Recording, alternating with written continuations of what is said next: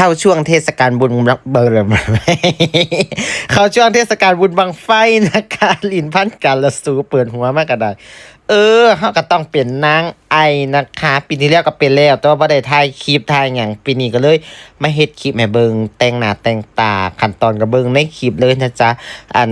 สิบ่เว้าเรื่องการแต่งหน้าเด้อสิเว้าว่าอันฉันเนี่ยเป็นคนที่แบบว่า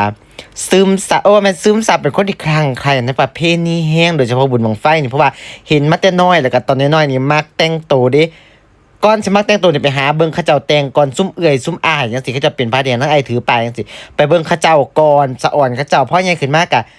พยายามยัดเยียดเจ้าของนะคะเข้าไปอยู่ในขบวนนะก็ได้แต่งตัวแต่งหยังนะคะโอ้ยสิบอกว่าการเป็นกระเทยน้อยนี่มันการสิได้แต่งหญิงนี่สมัยน่ะมันยากเด้อพี่น้องมันบ่คือซุมื้อนี้บัดนี้ซุมื้อนี้เฒ่าแล้วมีกำลังเงินมีโอกาสอิหยังก็สร้างเฮาก็ต้องจัดขึ้นเลยแม่นบ่มีขบวนให้ย่างเฮาก็แต่งขึ้นเลยไปถ่ายรูปถ่ายหยังก็ว่าไปติพอได้ใส่ชุดสวยๆงามๆเนาะครับเพราะว่า